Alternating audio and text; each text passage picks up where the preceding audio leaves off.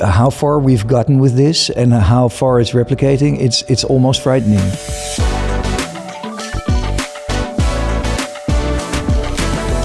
Welcome to Talks with Teads. I'm Natalie Bastian, Teads Global CMO, and I'm here today with Thijs from Havas. Welcome, Thijs. Hi, good morning.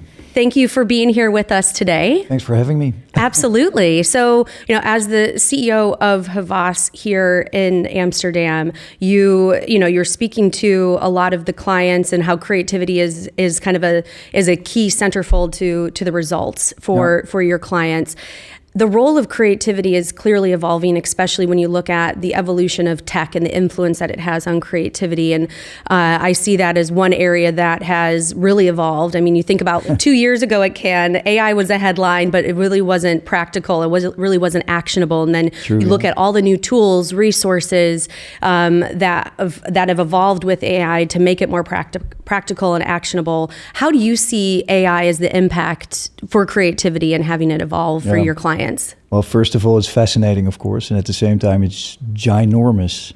And over the years, well, it's funny, taking one step back, I once studied artificial intelligence on one side, and on the other side, psychology. And these two things back in the day happened when internet started, but now they are sort of reoccurring again. And one of the things that strikes me as a person is that you cannot comprehend everything that is happening because it goes so fast, and also the magnitude and the recent technology and how it spreads is different than back in the day when internet started, because you didn't have internet to scale this. Mm-hmm. So the pace on where this is going is impressive, and of course for us as a creative agency, but also as a media agency or marketing agency with all tech and digital data that we do as well, the magnitude and the impact is enormous. So yeah. What does that do to us? Well, obviously in creative, you can see that the whole dynamic shift in terms of mood boarding, in terms of creative and all the repetitive work that's being done that you can automate. There's so many things on that domain that are just fascinating and also mind-blowing. It all started off, of course, with people impersonating themselves or speaking Chinese, etc. We've all seen all these examples. But as you now see that a still picture can be transformed into video on quality. It's crazy. So I expect a huge impact on our organization as well in terms of data being delivered, insights that are being generated, and I think that we have a big task on at hand for us to be as human as we can, because that is the only thing which is hard to replicate from technology. Mm-hmm. But this is impacting our business like crazy.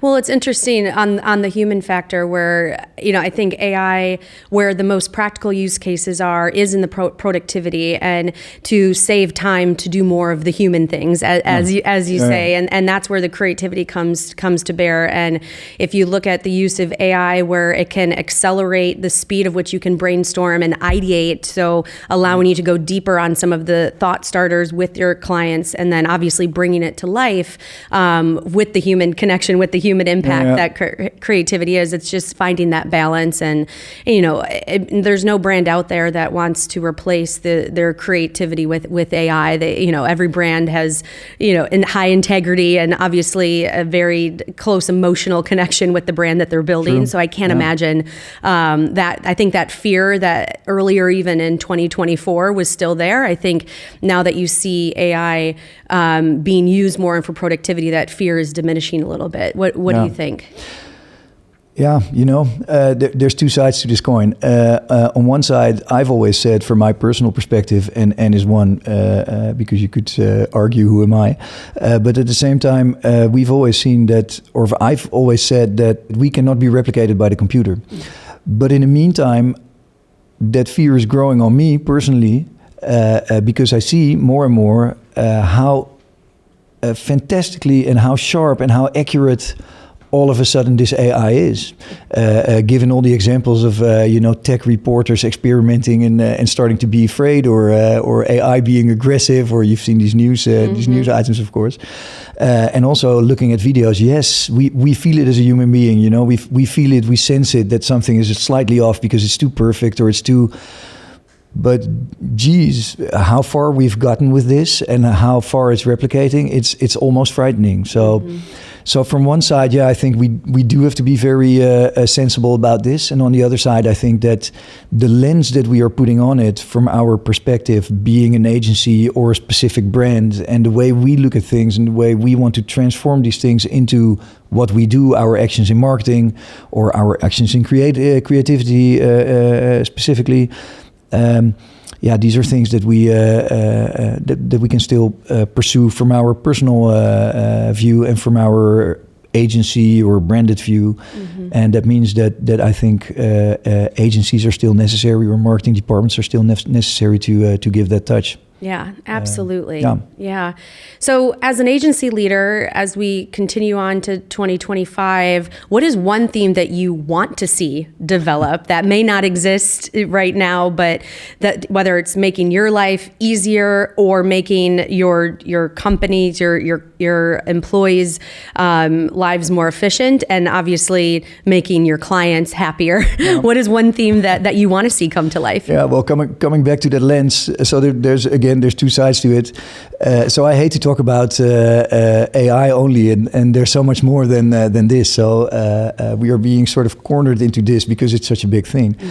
So yes, on one side, I'd like to see that being activated. And wow, man, the future is bright from my perspective. I believe that still there's always human beings needed to run this, to work with our clients, etc. So if this technology progresses, that will be fantastic, and the enormous things that we can do with it.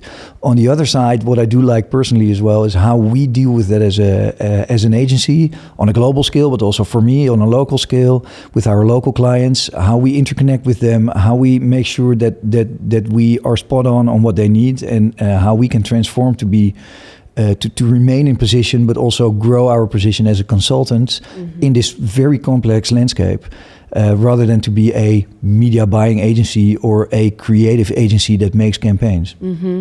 So really driving the interconnectivity. And that's a really good point on the global to local approach coming from Havas, because obviously you have brands that you support locally, but there's also the connection across other Havas hubs that are also supporting those clients. So even, again, going back to productivity, but also consistency in branding and creativity and media planning to be able to connect the dots and make greater impact ultimately. Well, and that's one thing which is I believe the most impactful result that we can achieve with our clients. So either on a global scale but also on a local scale is to interconnect those dots. So the dots between insights, data, activating that data for better creativity and for better media planning, and therefore for better outcomes and results. Ultimately, that's what counts, and the rest is academic, right? So, from our group, you see a major shift towards how we can integrate these agencies. From my personal perspective, Havas has done a great job already because we have villages in every corner of the world where media and creativity, data and tech are in one building, interconnected and not siloed in different floors and different departments. As many groups have done, but also on our side, and I think the proposition that we have is quite strong, is how the whole operation model works and how that interconnects so that all these departments are being activated at the right time and maximize the results that these labels can bring rather than have them siloed. And on our side, this is called Converged, and Converged seems to be the new operating system that I have a great trust in. That's nice. Well, and I think just what I'm hearing too is just the general theme of measurement, where as an industry, there's a lot of fragmentation, especially within the broader ecosystem, cross-screen measurement from whether it's the open web into CTV or through the social, through walled gardens. There's definitely a lot of interconnectivity that needs to happen to make your life easier as an agency, and obviously make the brand tell a stronger story internally from a global perspective to be able to connect the dots to connect all the outcomes that they're trying to hit too. So I think that's a huge area. Personally, I'd love to see tech influence in 2025 as well. What's your expectation from your perspective? Let's Yeah. turn the tables here. Yeah, I think, like I said, there's huge fragmentation. From a Teads perspective, we're omni-channel, right? So we come, our base of our scale is in InRead, and we've launched into connected TV over the last couple years. And what we've noticed is that not just from a Teads perspective, but across the industry, that brands are finding it hard to justify where the investment should go because they're unable to measure things like incremental reach across these platforms. And so Teads, we've been investing in those areas to whether if it doesn't exist, we're going to try to build it on our own, but then also working with agency partners to lean into their proprietary tools that they have in-house to plug in our data to help make that easier. And so we've made progress with that, but I know 2025, that's going to be a huge theme for us to continue to evolve because we want to make your lives easier and make obviously the broader brands more effective too. Yeah, I think it interconnects well, as I said, with the tooling that we're setting up and the operation or the operating model that we have. Also interesting is the developments locally here in the Netherlands. So I think we're the first one in the world that is interconnecting all the audience research. So TV, radio, digital, everything offline, out of home, etc., is being positioned in one research, and the outcome should be cross-medial measurement, and therefore also the weight of the different touch points and how they resonate with audiences. And the potential there is to see what the weight of the different touch points is across the whole marketing funnel. Yeah. Well, it's interesting because not one placement is created equal, whether it's digital out of home, radio, CTV, InRead, and then you go deeper into display versus video. And so being able to have those benchmarks and be able to see where the impact is and, if anything, level set the expectation of the type of result that you want to get will be critical. And so, I'm excited to hear about that research as we go into 2025 and to hear more about Converge too, because that platform seems like a real game changer and a differentiator for Havas as well. Yeah, I've great confidence in this, aside from the human perspective that we're adding to it. Yeah. Absolutely. Well, Thijs, thank you so much for your time. Really appreciate it. Fun being here and hope to see you soon. Yes, absolutely. And thank you all for tuning in.